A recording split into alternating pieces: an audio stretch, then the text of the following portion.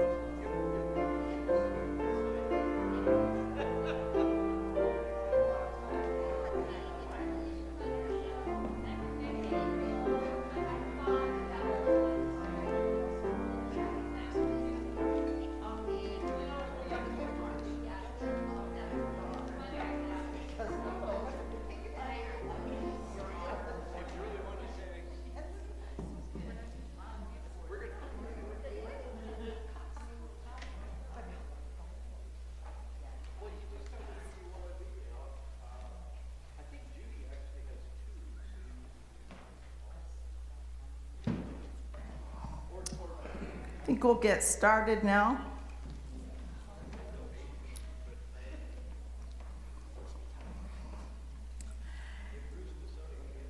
Welcome. As you are welcome here. Visitor, friend, or longtime member, you are welcome here. With little children or your partner or alone.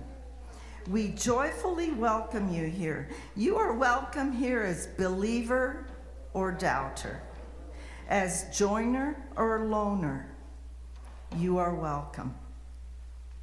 Feeling a part of us or not, full of energy or not, seeking a vision or a rest.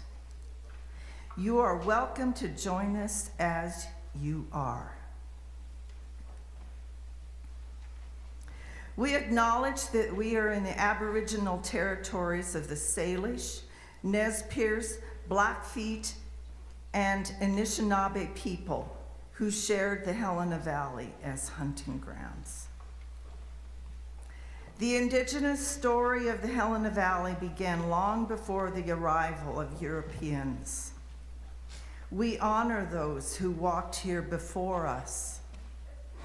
We honor the path that they have shown us in caring for this place for generations to come. We strive for justice and fair relations with their descendants. I'm Karen McLean, and I serve as worship service liaison today, and so I'll be doing some talking here and there. The person who's leading the service today is Cliff Stevens, and Mr. Cliff Stevens is, he did the service in October about the universality of all religions. And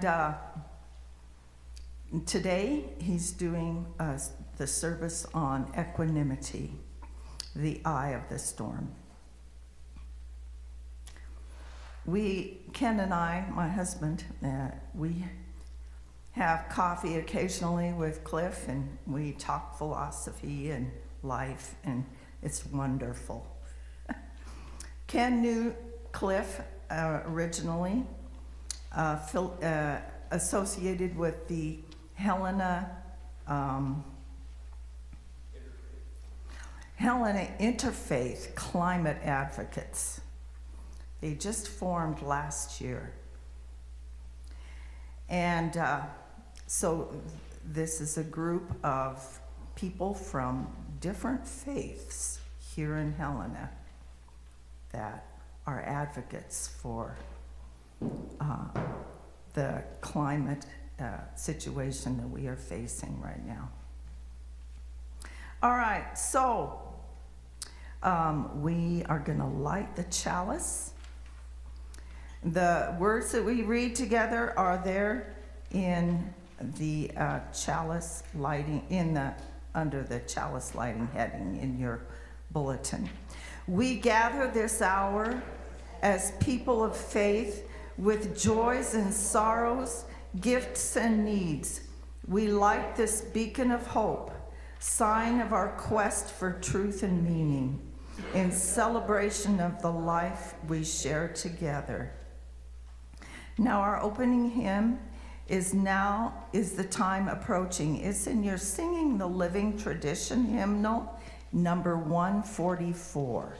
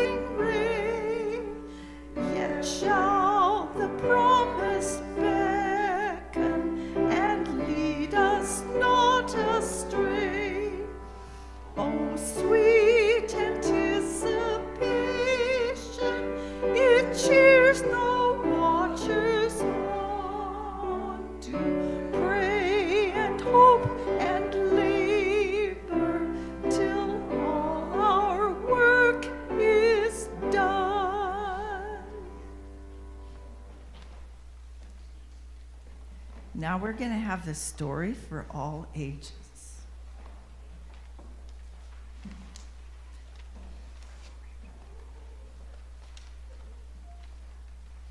Children, feel free to sit right where you are, because this is for everybody.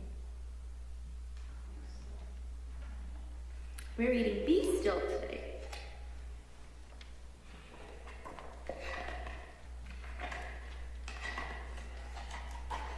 Bentley is a lovable, calm honeybee. He lives in a hive in a tall oak tree. The hive is a busy and noisy place. There is no wing room. It is a crowded space. The bees are always buzzing around. A quiet place is nowhere to be found.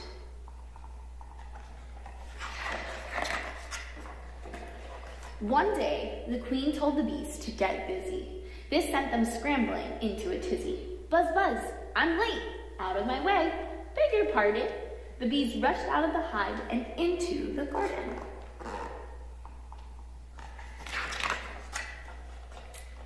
But not Bentley.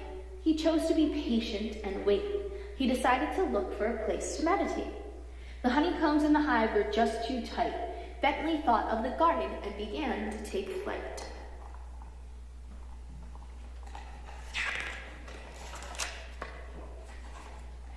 He searched the garden for a place to be still when, bingo, he spotted a bright daffodil. Bentley landed on a petal and took a seat. He closed his eyes and rested his feet.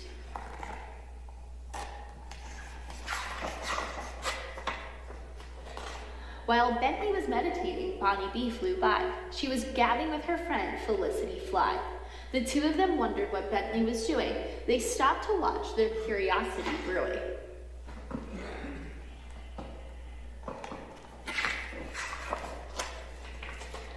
Psst, they whispered to Holly Hummingbird. The three of them giggled. He looks kind of absurd. Soon a crowd had gathered on the ground and tree limb. Bentley opened one eye and saw everyone staring at him.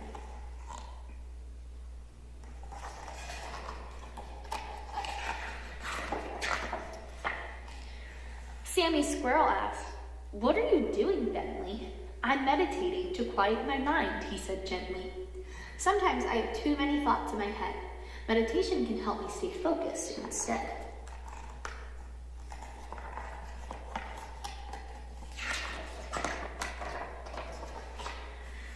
Working hard to make honey can cause stress for a bee, but meditation creates a calm feeling in me.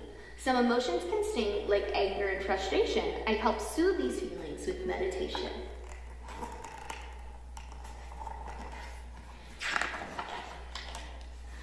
"Will it really help?" asked Carmen Chipmunk. "I don't know, but I'll try it," said Sabrina Skunk. "Can you teach us to meditate?" asked Billy Blue Jay. They leaned in to hear what Bentley would say.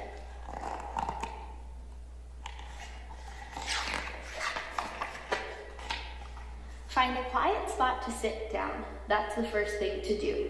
Your eyes can be closed or open. Do what feels right for you. Next, said Bentley, take a breath in with comfortable ease, then let your breath out like a soft, gentle breeze.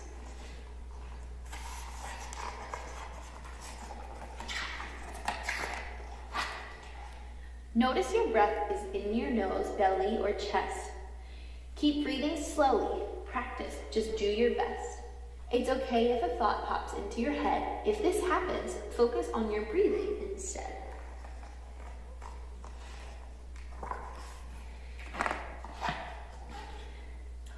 Everyone took a seat on the ground or in the tree. Soon they felt inner peace and tranquility.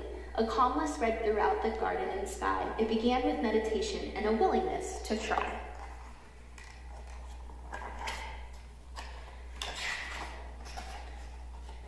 Now before the animals burrow, build, or pollinate, they gather in the garden to sit and meditate. So when life is hard or you just need to chill, think of Bentley and try to be still.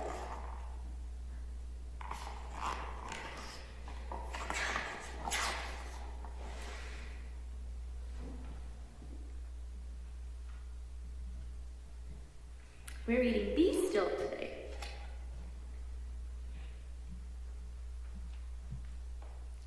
All right, time to sing the children out.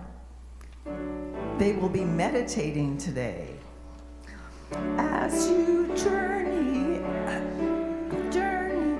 may you know, peace and love go with you, peace and love go with you. Learn and grow, learn and grow. Now we're going to have the offering. And then it'll be followed. Cheryl's going to play a little something, and then we'll sing Thank You for Your Loving Hands. That's in our Open Your Heart songbook on page 25. And thank you for your gifts this day and for all the gifts of action that make this community possible. If you're visiting, please remain our guest. Your presence is our gift to us.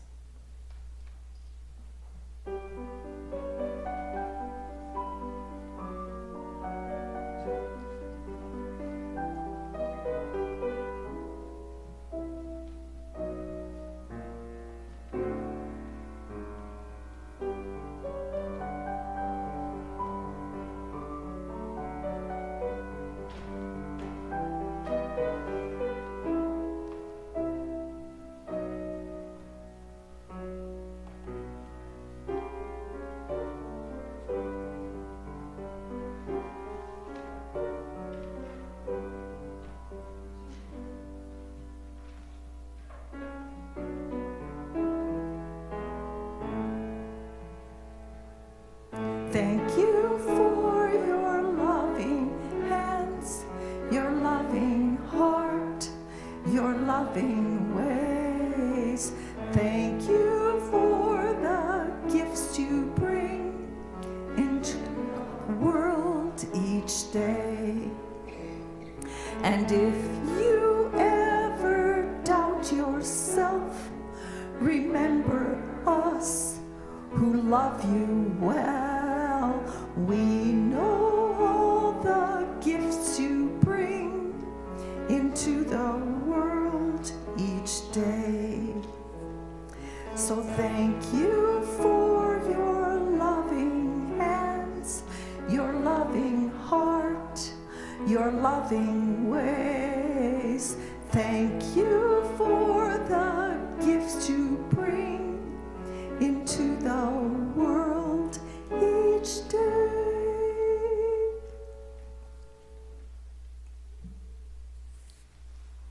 And now I'm going to do a reading.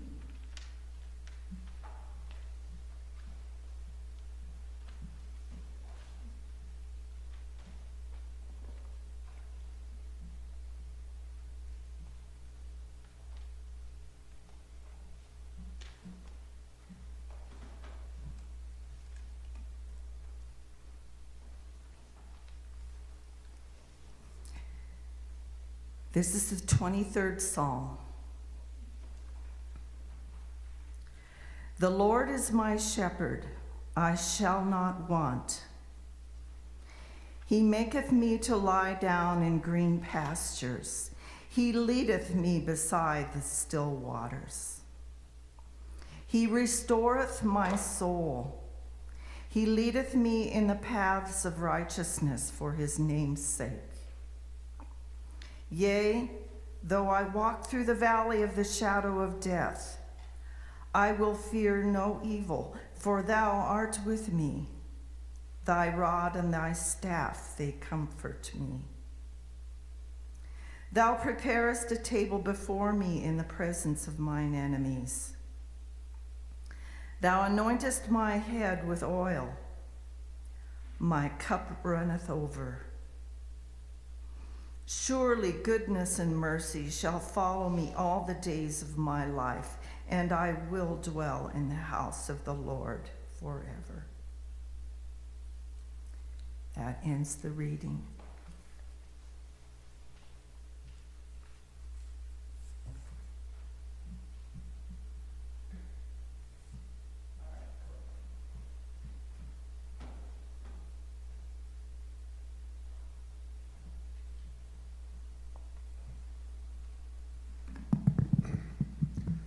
Thank you all for coming on this cold day, and it's a pleasure for me to be here. If it's okay with you, I'd like to open with a small prayer from the Baha'i writings for aid and assistance, which I think I might need during all of this. O God, grant thy favor and bestow thy blessing. Vouchsafe thy grace and give a portion of thy bounty. Enable these men and women to witness during this year the fulfillment of their hopes. Send down thy heavenly rain, and provide thy plenteousness and abundance. Thou art the powerful and the mighty. I got up at 5 o'clock this morning because I was still going over equanimity in my mind, as I have been doing for the last month, it seems. And I finally realized that what was bothering me is that I wished equanimity was something I could just give you, like a prescription, that there was a pill or a tea bag or an app that would give you equanimity. And once I realized I wasn't going to be able to do that, I go, well, I'll just do the best I can. So I've got some slides up here, and I always try to be a little more right brain than left brain. My tendency is to be left brain, but I know a lot of people will probably remember these slides a lot more than they remember what I say, and that's perfectly okay. But we got to start with a definition, of course. Make sure we're all on the same page. And there's one right up there. It says here, it's a state of mental balance and composure, especially in the face of turmoil or pressure. It's a concept that appears in many religions and spiritual practices. It's the ability to remain calm and even-minded regardless of external circumstances. It's a disposition towards all experiences, regardless of whether they're pleasant or unpleasant or neutral. And equanimity involves being aware of the present moment and monitoring your reactions. That's called mindfulness, and hopefully you've heard of that somewhere. Slide 2. It's often helpful to look at similar and opposite words when you're trying to get a grasp of some kind of concept. And I found this in the Oxford Languages website. I thought it was really interesting that there were all of these synonyms, all these words that are kind of similar, calmness and all of this. Only one opposite, and that was anxiety.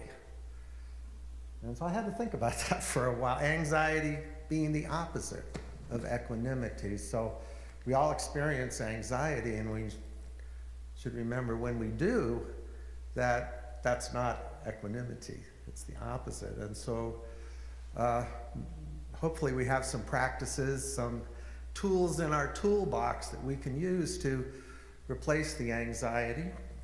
And I'm going to talk about some of them today. But anxiety is an emotion characterized by feelings of tension, worried thoughts, and physical changes like increased blood pressure. And many of us today are very anxious about the future. I know I am, but does this help? Being anxious, having anxiety, does that help?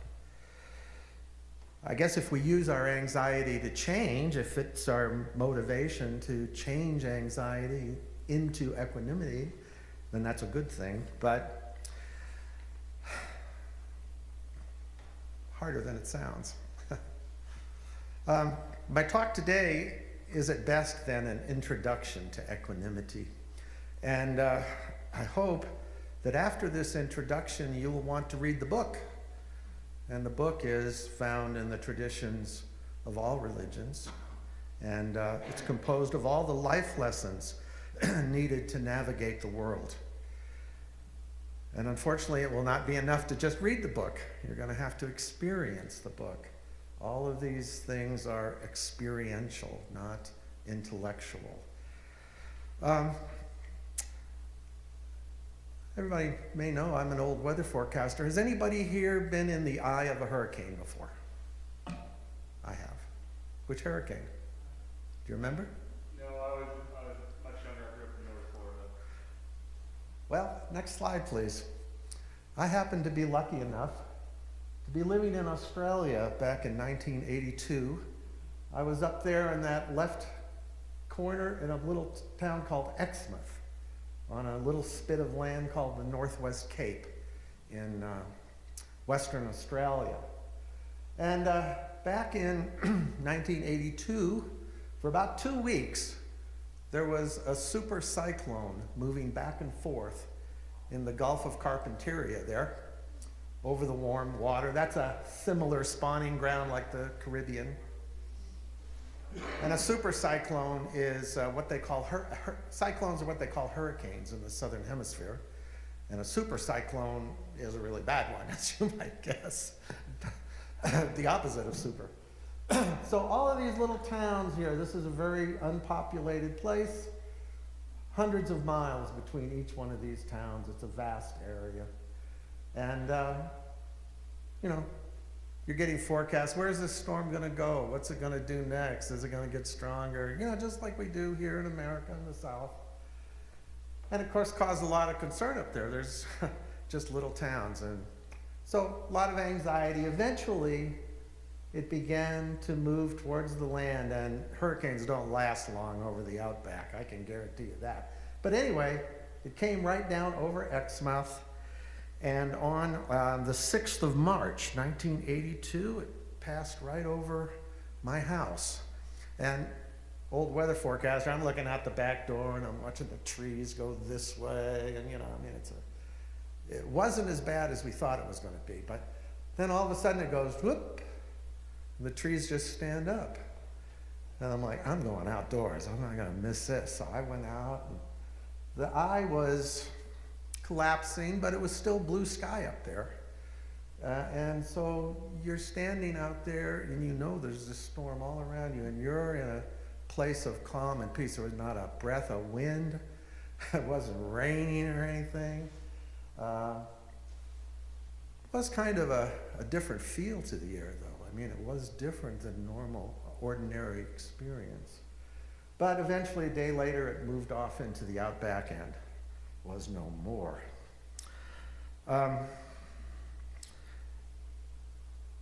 There's been, well, a lot of things I could say, I guess, but there's been a world-embracing storm brewing for many decades now.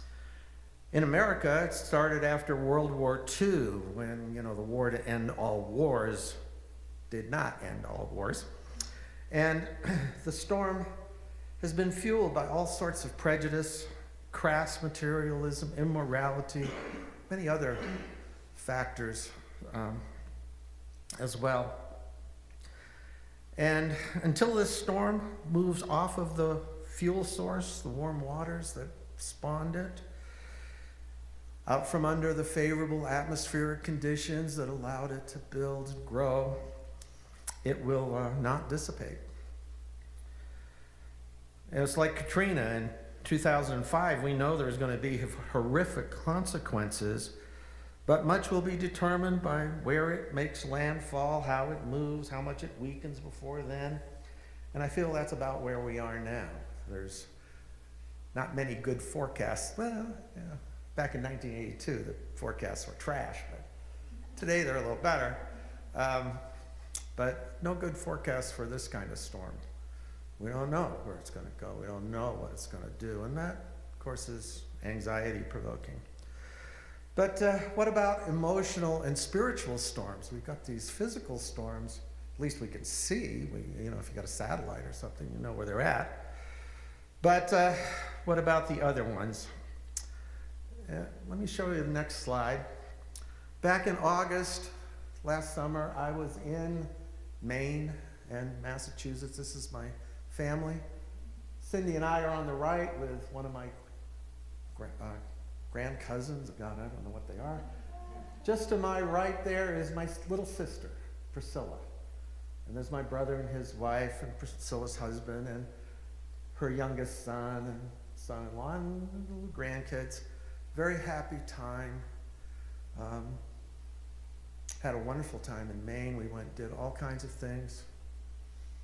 I thought her cancer was getting better, was getting under control.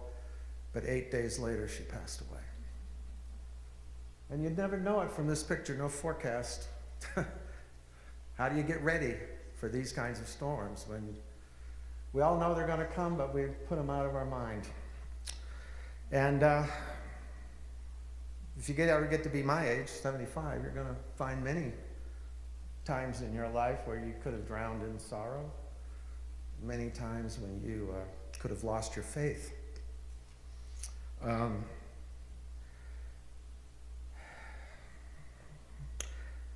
In every life, a little rain must fall, it says, but hurricanes will still come also, and you have to be prepared for these events in your life.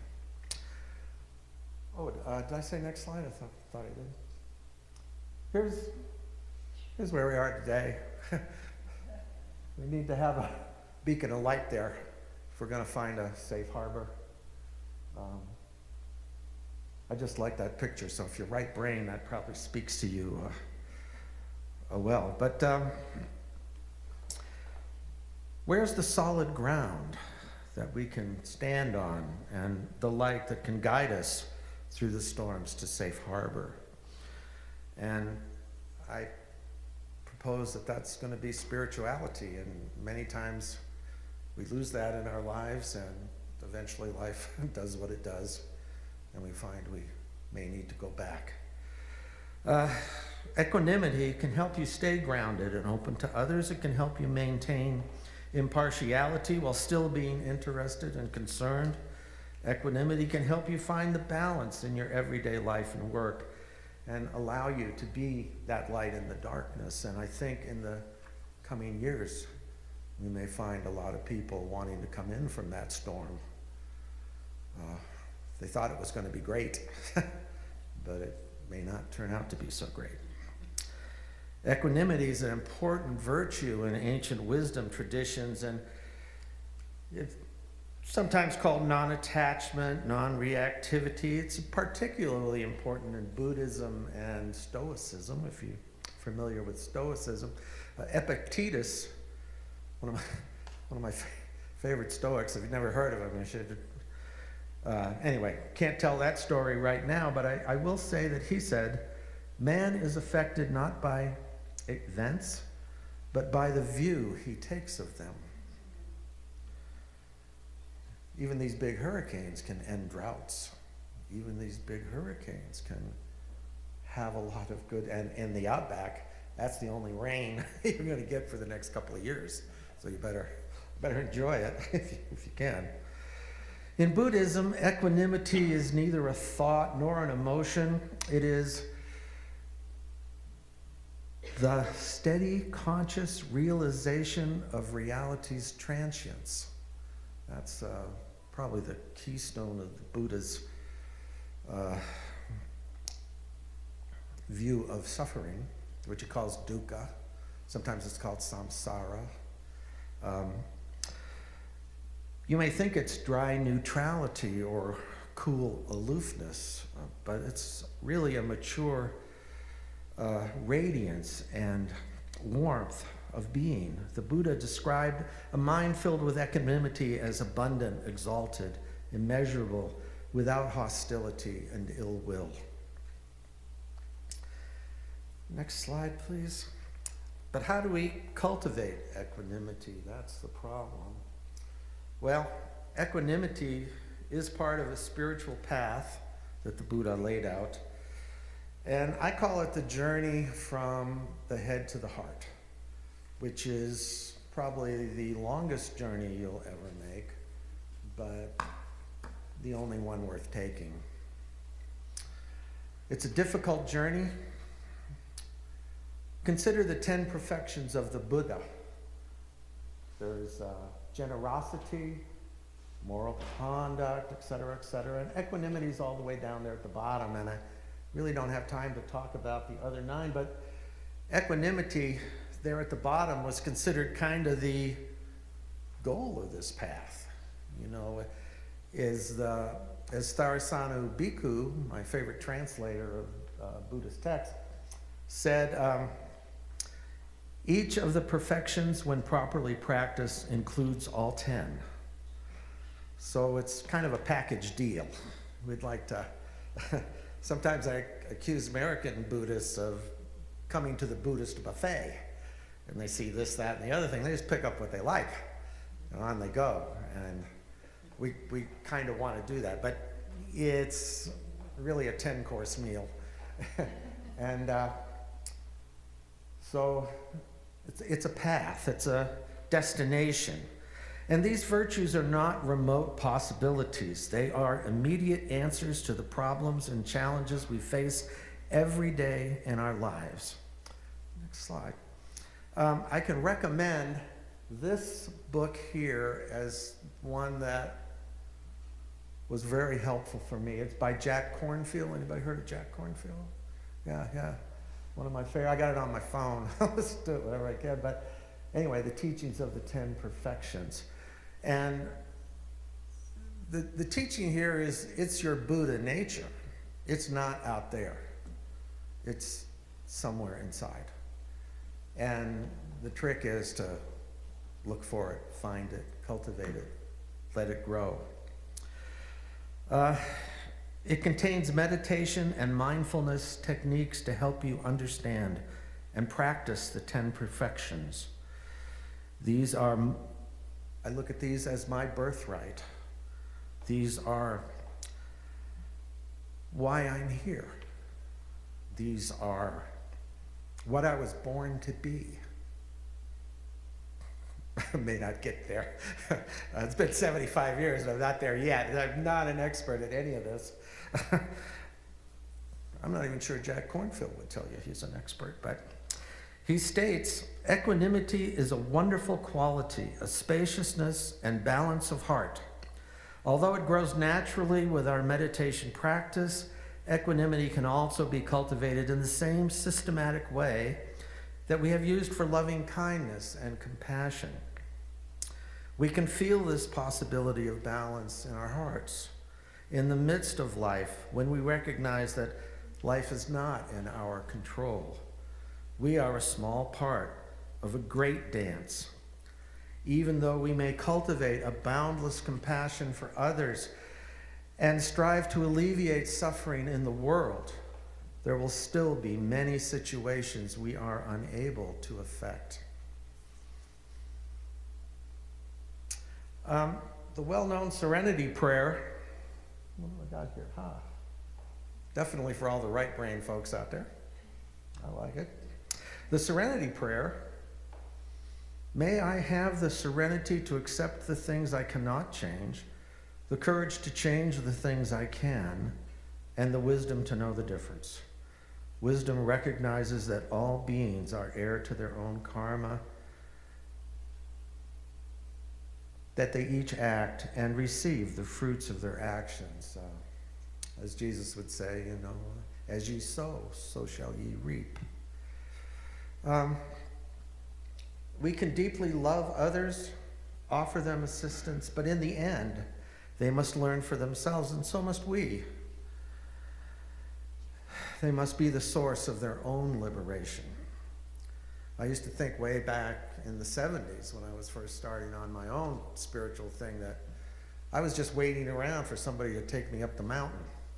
Nobody was coming to take me up the mountain. And I had to start walking.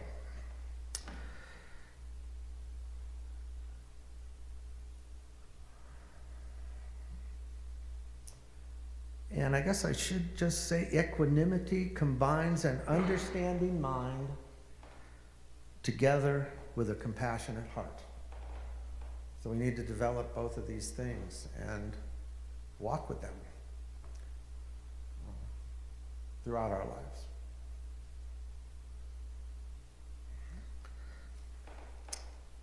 I'm going to go on now to just a little bit of my own practice that I started working on this stuff, like I said, back in the 70s, 80s. There was no books. There was no podcasts. No. There was Ram Dass. He was running around in Massachusetts somewhere. A few other teachers from India. Didn't come across any of them. Or I might have wound up in India. I don't know. But at any rate, I eventually came upon the Blue Mountain Center for Meditation, BMC. Next slide, please. If I got it up there. I get Blue Mountain. It says it up there. Blue Mountain BCMC Meditation Center. Blue Mountain Meditation Center. It's in California, just north of San Francisco now. It was founded by a college professor at Berkeley who came, he's from India, who came to America on a Fulbright scholarship and taught at UC Berkeley, taught Shakespeare and English and all of these things. He had the first meditation class for college credit at the time, because it was the early 60s and there was a Vietnam War, and there was a lot of anxiety there, especially if you're college age like I was. And he noticed that the students were just, in turmoil, and he began to teach to the ones there his practice, which he had learned from his grandmother and had practiced all his life. He, as a young man, had some contact with Mahatma Gandhi and worked in the trenches of that turmoil, that storm.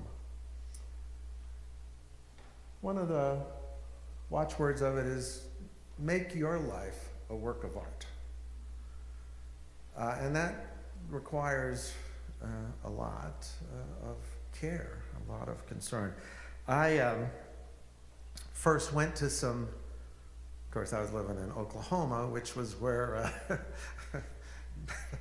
it's kind of hard to find any information about alternate spiritualities, but anyway, I read some books, started practicing, went to some retreats down in Dallas where there was a large group.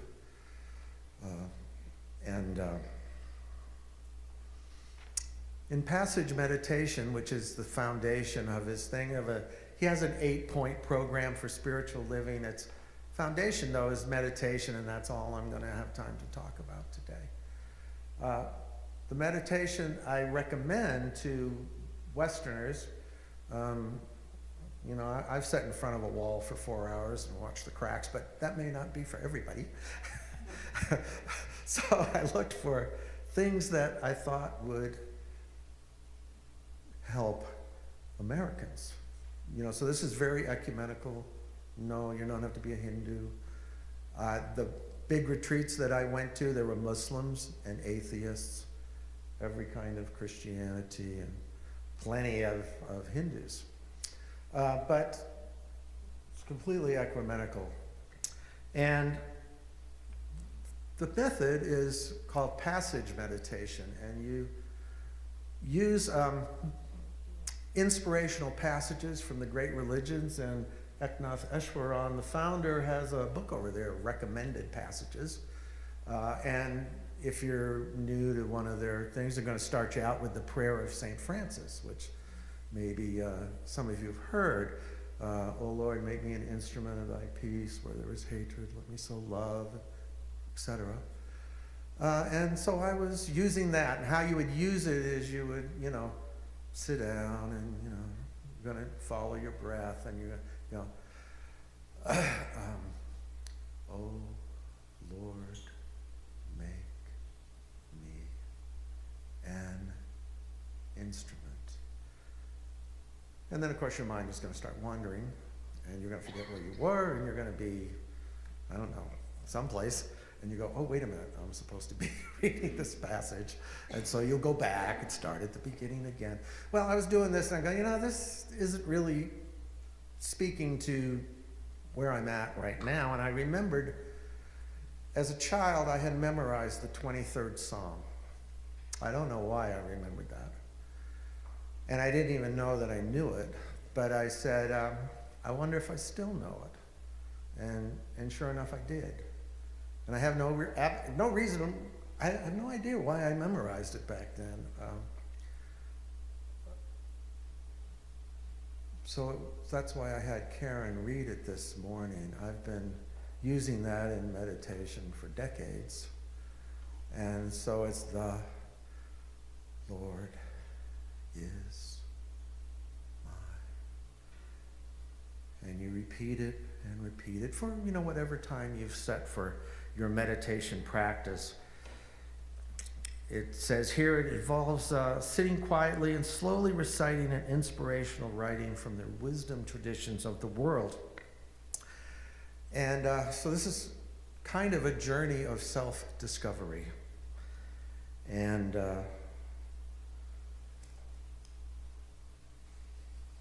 so that's about all I'll say for that. If you want more glad to help. I've got some books over here that I found at the library. That Be Still children's story has in the back instructions for meditation and introducing children to meditative practices. There's some other books over there. Some of them I'm a little skeptical of, like, the 8-Minute Meditator, that kind of stuff. There's one over there I like called the Staying Woke, which I think is a pretty good idea. That's what the Buddha means, awaken. I'm like, whoa, well, we're on our way. Great. Some other ones, different kinds. There's a whole shelf in the library, so there's something there for you, for sure. I wish I could say more on that today, but anyway, I think I'm at the end of the passage. You just go back and start again until, as he says, the secret of meditation is that you become what you meditate on. And I guess even since I was a child, I wanted to become that. Through the valley of the shadow of death, I will fear no evil. The Lord is with me, even when he's the lighthouse in that storm.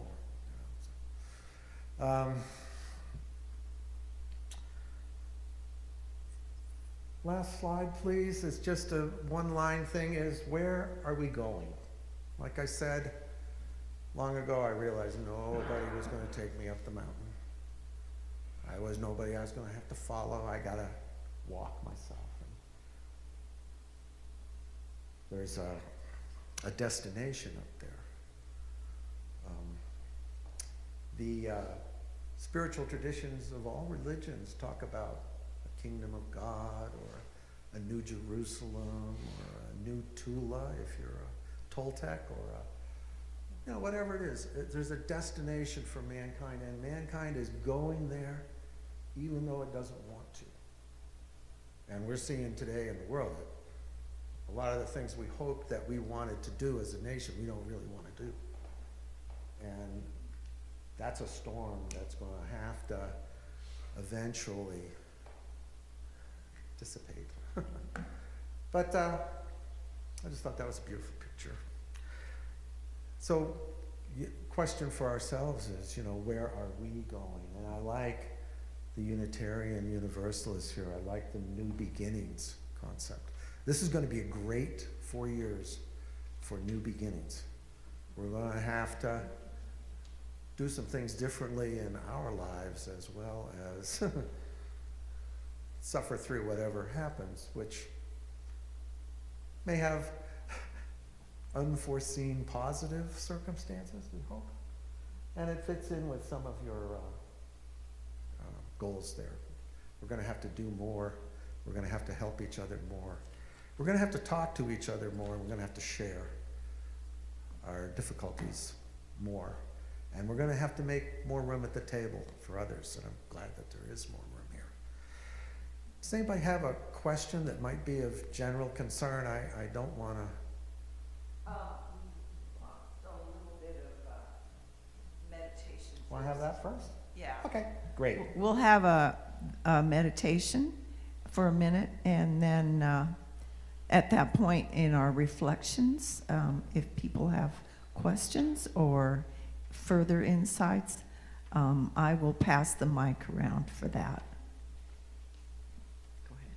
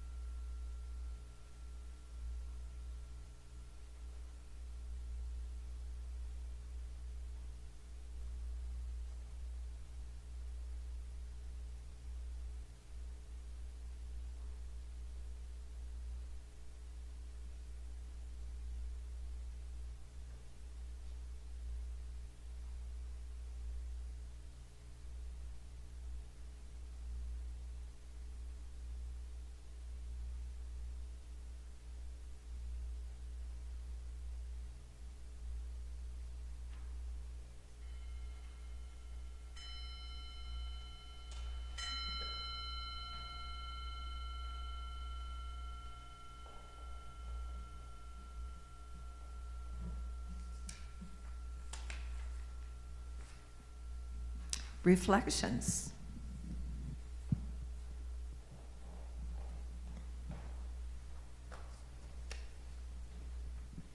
Thank you so much for that opportunity to consider equanimity. I think that as Unitarians, even though we accidentally say that we're a people of faith in our child sliding every week, we are not a people of faith. We are a people of principles. And when you're a people of principles, you, I think, can stay in the eye of the storm a lot more easily than if you're a person of faith. I think faith can be shattered. I've experienced faith being shattered. I've experienced God consciousness being at odds with so many things happening in my life and in the world. And I'm so grateful to not be a person of faith anymore. I don't have to have faith in anything that I don't see. I am a person of principles, and I believe that all of us in this room that are members are people of principles. Some people are also people of faith, but as Unitarian Universalists, we affirm our set of principles, and if you stay with that, I think that you will be less blown by the hurricane. If you really, really contemplate the principles, you can stay in the eye of the storm.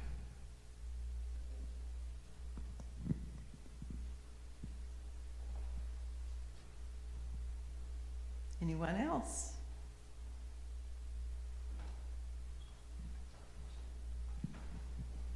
Just thank you for coming today and bringing your wisdom and your challenges to us. I appreciate it.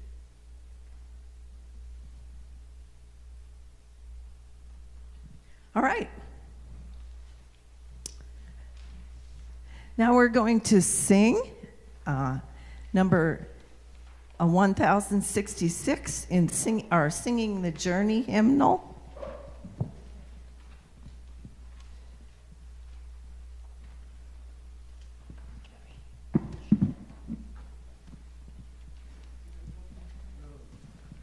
I have to have my glasses.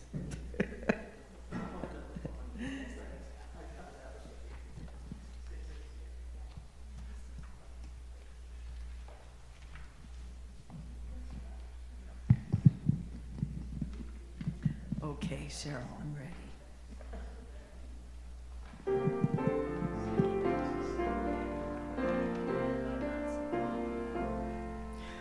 Oh, brother, sun, you bring us light, all shining round in fiery might.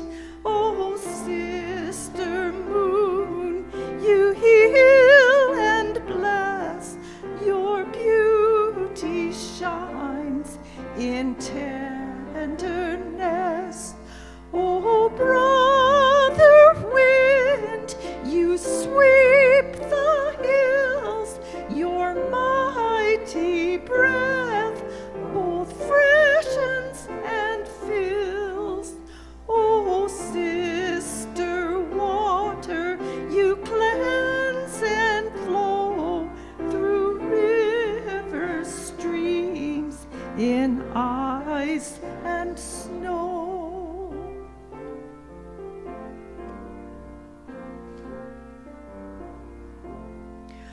Oh, brother fire, you warm our night with all your dancing colored light. Oh, sister earth, you feed all things, all birds, all creatures, all snails and wings. Oh, sister death, you meet us here and take us to our God so near.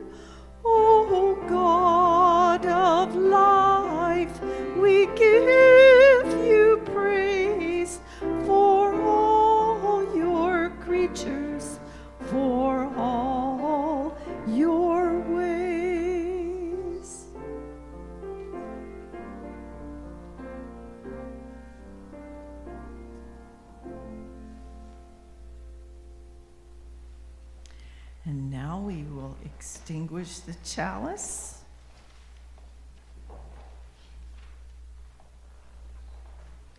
All together.